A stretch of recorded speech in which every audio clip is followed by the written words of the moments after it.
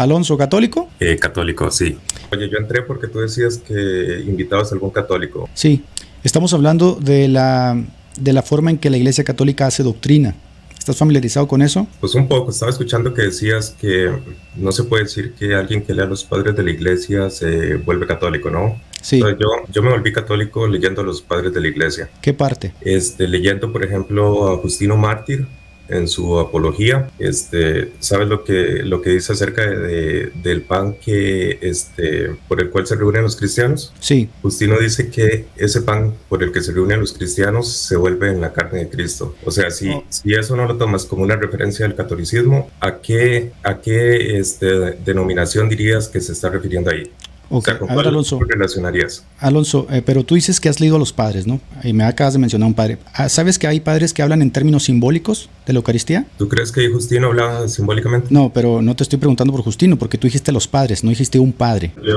Yo me volví católico leyendo a los padres de la iglesia. Los padres. Bueno, pero el que específicamente te puedo decir que impactó mi conversión es Justino Mártir. Entonces ahí cambia la cosa. Mira, la cosa es muy distinta porque cuando alguien dice yo leí a los padres, tú no pudiste haber leído unánimemente que todos los padres creían lo mismo que Justino. Hay padres de la iglesia que hablan en términos simbólicos. ¿Esos padres no los leíste?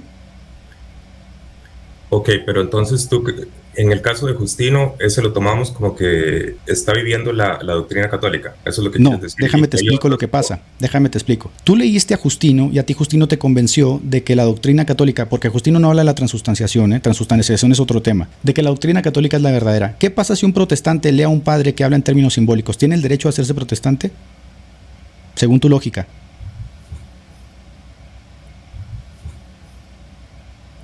Dime un nombre, ¿a cuál te refieres? ¿Perdón? Dime un nombre de un padre al que te estés refiriendo tú. Ambrosio.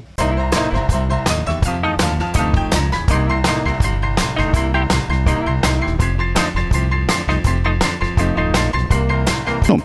En las constituciones apostólicas se habla de conmemorar la muerte de Cristo en virtud de los símbolos de su cuerpo y de su sangre. 2.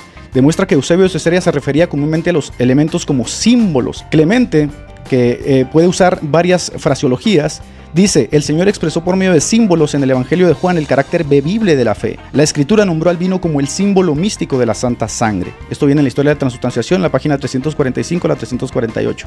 Macario de Egipto dice: los que participan del pan comen espiritualmente la carne del Señor.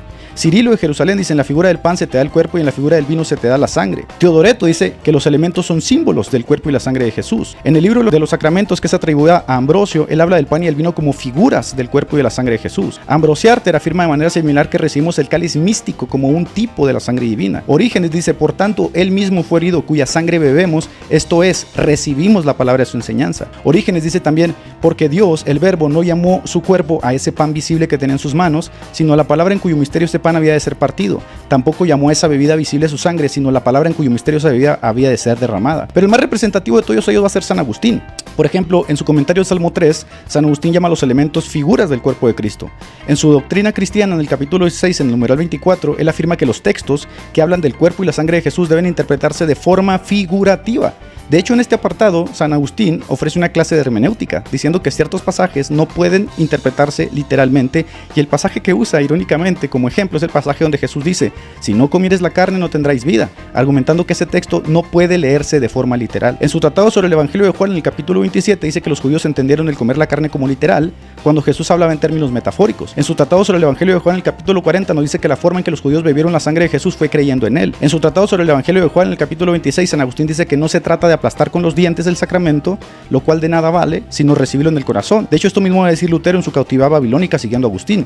De hecho, Agustín, siguiendo el pensamiento de Pablo de que si a Jesús conocimos según la carne, ya no lo conocemos más así, dice: cuando Cristo dijo no me tendréis siempre con vosotros, estaba hablando de la presencia de su cuerpo en el tratado sobre Juan.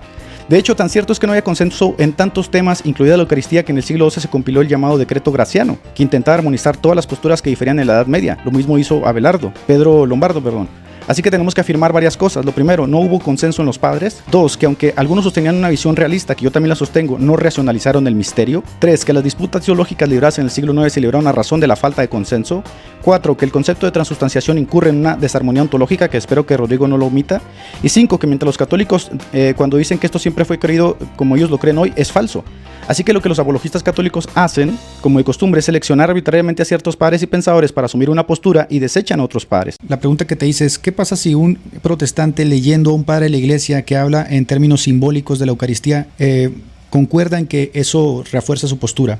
¿Estás de acuerdo con ello? Porque creo que así llegaste tú al catolicismo, leyendo a un padre que según tú refuerza el asunto de la doctrina eucarística del catolicismo, ¿no? Pues mira, si un protestante lee un comentario que tenga alguna referencia simbólica, o sea, no se me viene alguno así, pero si lo lee de esa forma y eso lo lleva a seguir siendo protestante, no habría problema. No habría problema. El problema sería que, por ejemplo, siga leyendo la totalidad de los escritos de los primeros cristianos y ahí concluya de que, por ejemplo, la Eucaristía no es algo real. Ahí sí habría un gran problema. Ok, ahora yo te pregunto, ¿has leído a los demás padres que hablan en términos simbólicos de la Eucaristía? No. ¿No deberías tú seguir leyendo, querido? Debería, sí, pero te digo, cuando ya lees el total de... ¿No estás discriminando de forma subjetiva en vez de objetiva al verte quedado solamente con los padres que reafirman tu postura? No, es que no es discriminación, sino más bien... Pero ¿cómo si no has leído a los demás? No, pero espera, tal vez es que cuesta mucho que haya una persona que haya leído a todos los escritos antiguos, o sea... Pero tú entraste diciendo que habías leído a los padres. Yo me volví católico leyendo los padres de la iglesia. Entonces leíste un padre, no los padres. Por lo tanto, decir yo leí a los padres y me convencí porque los padres hablan en estos términos no se sigue, porque los padres también hablan en otros términos. Por lo tanto, lo que yo estoy dando a entender es que esa figura de Trento ahí, esa figura retórica de que estamos en favor del consenso unánime de los padres, es mentira, no se sigue. Y lo acabas de demostrar, tú dijiste aquí cuando entraste que habías leído a los padres, pero ahora me dices que solo leíste a Justino. Dime qué otro padre leíste que te sorprendió que hablara en términos realistas. Sobre la Eucaristía, a ver, otro padre, Ignacio de Antioquía, y creo que por ahí deben haber buenos comentarios también de San Agustín.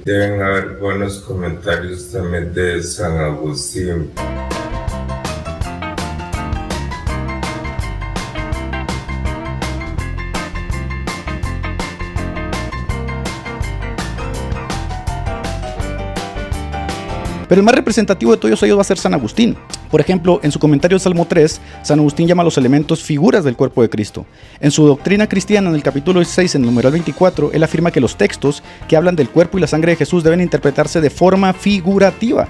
De hecho, en este apartado, San Agustín ofrece una clase de hermenéutica, diciendo que ciertos pasajes no pueden interpretarse literalmente, y el pasaje que usa irónicamente como ejemplo es el pasaje donde Jesús dice: si no comieres la carne no tendráis vida, argumentando que ese texto no puede leerse de forma literal. En su tratado sobre el Evangelio de Juan, en el capítulo 27, dice que los judíos entendieron el comer la carne como literal, cuando Jesús hablaba en términos metafóricos. En su tratado sobre el Evangelio de Juan, en el capítulo 40, nos dice que la forma en que los judíos bebieron la sangre de Jesús fue creyendo en él. En su tratado sobre el Evangelio de Juan, en el capítulo 26, San Agustín dice que no se trata de aplastar con los dientes el sacramento, lo cual de nada vale, sino recibirlo en el corazón. De hecho, esto mismo va a decir Lutero en su cautividad babilónica siguiendo a Agustín. De hecho, Agustín, siguiendo el pensamiento de Pablo de que si a Jesús conocimos según la carne, ya no lo conocemos más así, dice: cuando Cristo dijo no me tendréis siempre con vosotros, estaba hablando de la presencia de su cuerpo en el tratado sobre Juan. De hecho, tan cierto es que no había consenso en tantos temas, incluida la Eucaristía, que en el siglo XII se compiló el llamado Decreto Graciano, que intentaba armonizar todas las posturas que diferían en la Edad Media. Lo mismo hizo Pedro Lombardo. Así que tenemos que afirmar varias cosas. Lo primero, no hubo consenso en los padres. 2, que aunque algunos sostenían una visión realista, que yo también la sostengo, no racionalizaron el misterio. 3, que las disputas teológicas libradas en el siglo IX se libraron a razón de la falta de consenso. 4, que el concepto de transustanciación incurre en una desarmonía ontológica, que espero que Rodrigo no lo omita. Y 5, que mientras los católicos, cuando dicen que esto siempre fue creído como ellos lo creen hoy, es falso. Así que lo que los apologistas católicos hacen, como de costumbre, es seleccionar arbitrariamente a ciertos padres y pensadores para asumir una postura y desechan a otros padres. Puedo decir que sí, son muchos también los que hablan en términos simbólicos y sobre todo que cuando los padres de la iglesia hablan de la presencia real no están hablando de la transustanciación. Por eso te mencionaba, ¿sabías tú que los luteranos también creen en la presencia real de la Eucaristía? No, pero no la creen igual que los católicos. Pero obviamente no la creen igual que los católicos porque los católicos añadieron el tema de la transustanciación. Tú no encuentras el término transustanciación en la iglesia primitiva. Es que, no, ese término no, obviamente, hay muchos términos. Obviamente no, entonces es una designación teológica, una conceptualización que hizo la propia iglesia romana, ¿verdad? Sí, o sea. Pues si la hizo la propia iglesia romana, ¿por qué tendrías que encontrarla en el luteranismo? Exacto, o sea, son muchísimos los términos que no vamos a encontrar en la exacto, entonces tenemos que quedarnos solamente con lo que es la presencia real. Los católicos creen en la presencia real, los luteranos creen en la presencia real, los ortodoxos creen en la presencia real, los anglicanos creen en la presencia real. ¿Cuál es la diferencia contigo si todos ellos también citan a los padres? Por ejemplo, oye, ¿tú tienes la creencia luterana sobre la Eucaristía? No, pero creo en la presencia real de Cristo. En la Eucaristía. ¿Y los luteranos me dijiste que creen en qué? En la presencia real de Cristo también en la Eucaristía. Pero la tuya no es la misma que la de los luteranos. La explicación es distinta, pero conceptualizada es lo mismo. Creemos en la presencia real de Cristo en la Eucaristía. Ok, entonces por lo que te entiendo, tú tienes una interpretación, también, sí. También conoces que los luteranos tienen otra interpretación y es válida. Y los católicos otra. Y los católicos tenemos otra, correcto. Pero así es. Por eso, volviendo justo al tema como en la iglesia primitiva. No, espera. Sí, sí, porque cuando tú lees a los padres de la iglesia, tú mismo acabas de reconocer que algunos de ellos hablan en términos simbólicos. ¿No es esa otra interpretación a los términos realistas? Oye, pero espera, es que... Pero contéstame, porque no me contestas ni una pregunta, querido. Pero no es que ellos creían como que eran parte de diferentes iglesias con diferentes creencias. Eso es a lo que me refiero. Nosotros tampoco, querido. Nosotros tampoco creemos que somos parte de diferentes iglesias. Iglesia solo hay una. Confesamos el credo de los apóstoles. Creemos en una santa iglesia católica y apostólica. Bueno, pero los luteranos no van a creer eso. Sí, los luteranos también confiesan el credo.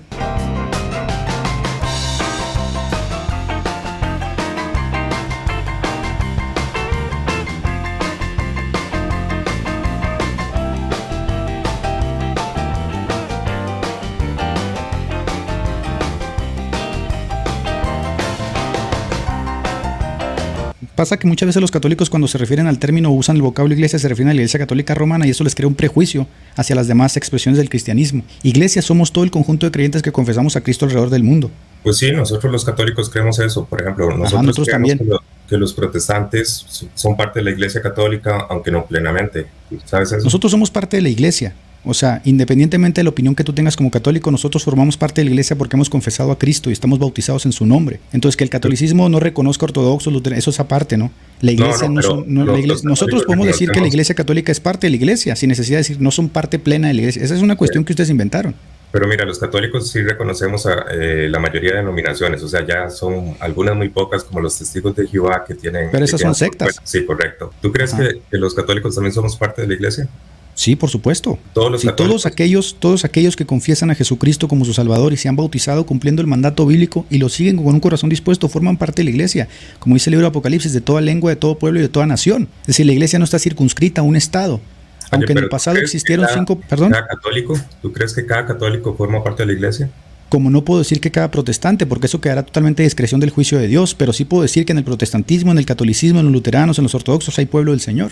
Oye, ¿sabías que nosotros los católicos creemos que cada protestante es parte de la iglesia? Creo que están errados, ¿no? Porque estarían juzgando lo interno, no se puede, ¿no? O sea, hay gente que está dentro de la iglesia protestante y no vive como protestante, no vive como cristiano, así como hay gente dentro de la iglesia. ¿Tú podrías decir, por ejemplo, que los padres pederastas forman parte de la iglesia? Sí forman, lamentablemente. Pues no forman, porque la iglesia del Señor es santa, es pura, es una novia sin mancha. O sea, ¿tú crees que alguien para ser parte de la iglesia no debe tener pecado? Si tú expresas una vida de pecado aquí y estás dentro de la iglesia, tú no formas parte de la iglesia, porque la iglesia no es una comunidad de pecadores, es una comunidad de santos. Oye, ¿tú crees que la iglesia en serio no es una comunidad de pecadores?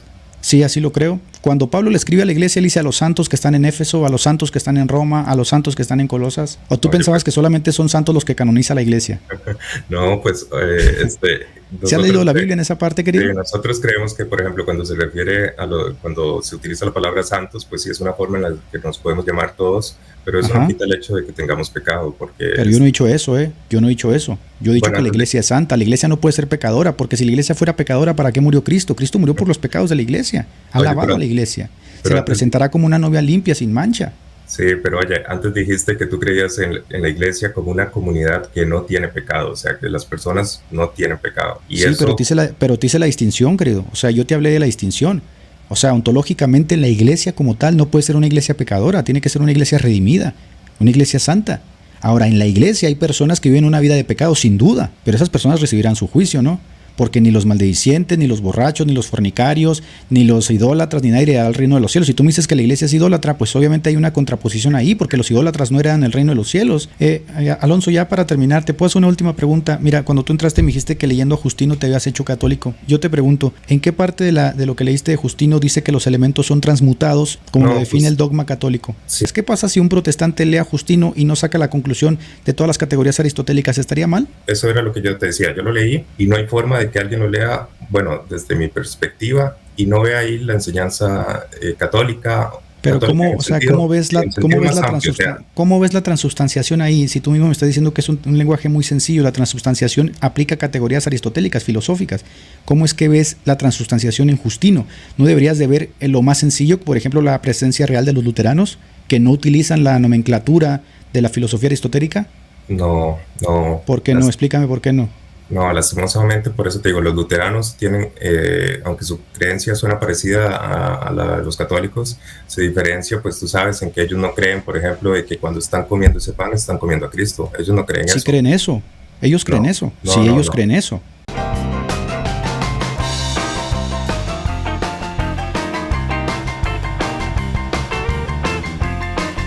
A ver, querido Alonso, recuerda que estás en un canal protestante. Nosotros conocemos lo que creemos como protestantes, pero ahora que ya lo sabes, que los luteranos creen que se comen el cuerpo de Cristo, y tú habías dicho que Justino habla en términos muy sencillos, que obviamente no tienen toda esa nomenclatura de las categorías del filósofo Aristóteles, entonces ¿no sería más justo decir que los luteranos están más cerca de Justino que los católicos que metieron toda esa nomenclatura filosófica de Aristóteles? Te digo, esos términos se van agregando para tratar de ayudar a la comprensión. Sí, pero a ver, pero no estamos, vamos a ponernos una tabula rasa, no hemos agregado nada, ¿no? Todavía no agregamos nada, todavía tú no tienes tu definición como católico, ni yo la tengo como luterano, un ejemplo.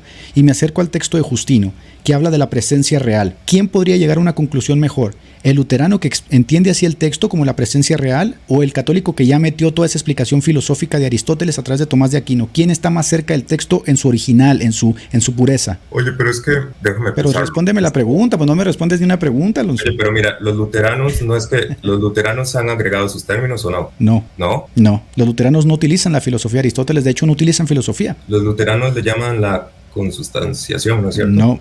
No, los luteranos no le llaman consustanciación.